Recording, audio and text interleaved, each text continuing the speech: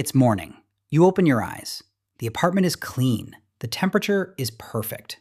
Breakfast is already on the table, prepared overnight by a system that learned your preferences 3 years ago and has never gotten it wrong since.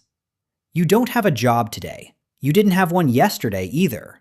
You don't have a bank account. You don't have a salary.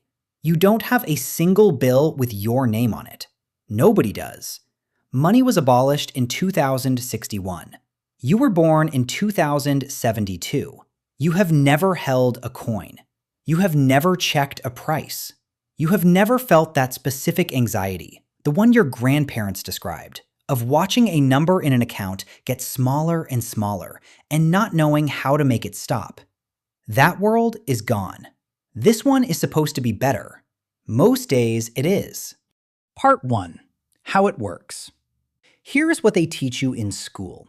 In the 2040s, AI systems became capable enough to manage the entire global economy. Production, distribution, energy, supply chains, all of it. Optimized, automated, running without human hands. By 2061, enough governments agreed on one thing. If machines can provide for everyone, why are we still making people earn the right to survive? They called it the abolition. Every person on Earth now receives an allocation. Housing, food, energy, healthcare, transportation, education provided. Automatically. No application, no interview, no proof that you deserve it. You want a new jacket? You request it. It arrives. You want to fly to Tokyo? You book it. You go. You want a bigger apartment? You apply to the allocation board. You wait. Most things are immediate. Some things take time. A few things, the rare things, the best things, require something the system cannot give you. Something you have to build yourself. Part 2. What replaced money? Nobody warned you about this part. When money disappeared, status didn't. Status never disappears. It just changes shape. What you have is no longer the point. Everyone has enough. What matters now, the thing people actually compete for, actually lose sleep over, actually build their whole lives around, is reputation. Not a score, not a number, something more like a texture. The way people treat you when you walk into a room, the requests that get approved faster, the quiet advantages that accumulate around a life that other people regard well. The teacher who spent 30 years with children has it. The artist whose work made people feel something has it. The engineer who fixed the water crisis in East Africa has it. The person who spent their life doing nothing, who took their allocation, sat back, and let the decades pass, has everything they need, and is somehow invisible. This was not supposed to happen. The people who designed the system believed that without money, without pressure, without the daily grind of survival, humans would finally be free to become something extraordinary. Some did. Some just stopped. Part 3. Your day. You walk outside. The city is quiet, cleaner than cities used to be. The streets are full of trees now, the roads mostly gone, transit running underground, the surface given back to people and birds, and a kind of silence that feels almost unfamiliar. It is beautiful. You pass a woman outside a workshop. She is building something with her hands, wood and metal, slow and careful. She doesn't need to sell it. Nobody needs to sell anything anymore.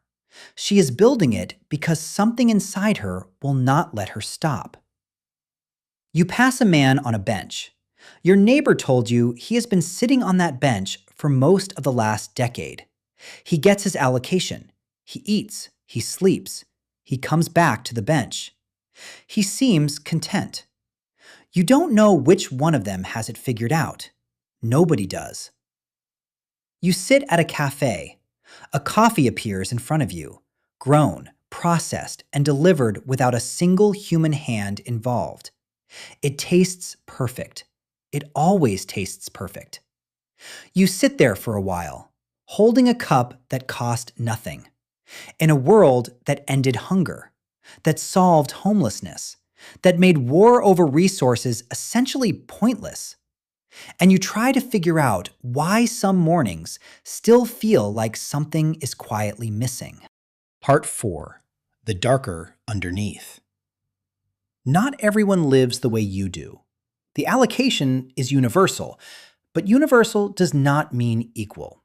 In the connected cities, the ones fully integrated into the global infrastructure, life runs the way they promised: seamless, clean, optimized.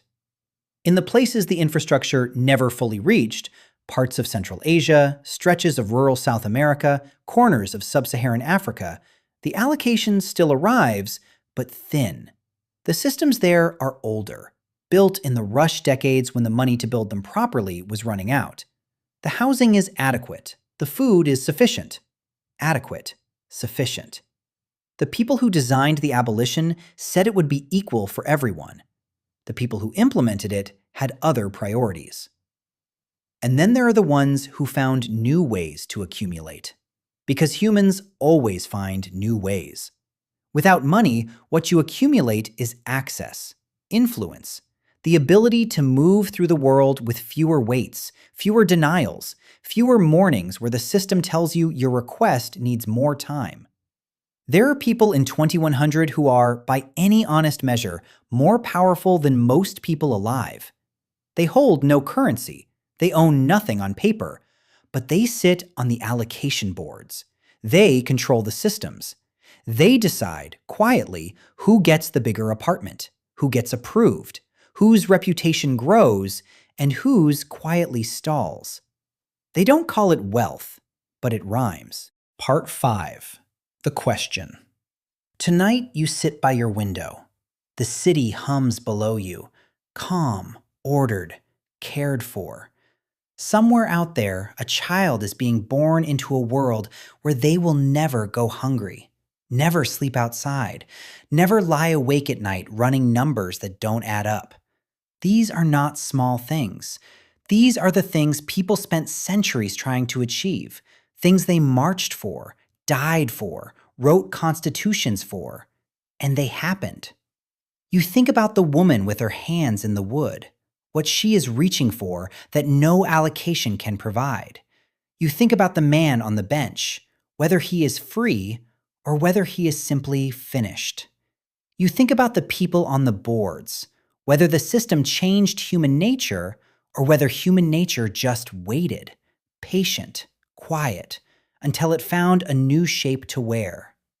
Money is gone. Hunger is gone. The world is better, genuinely, measurably, undeniably better. But the thing underneath, the part of the human story that was never really about money, is still here, still running, still sorting people into those who have and those who don't. It is the year 2100.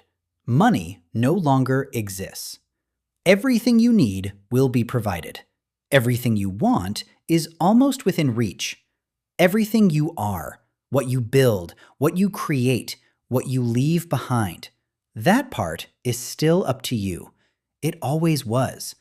The world changed everything, except that.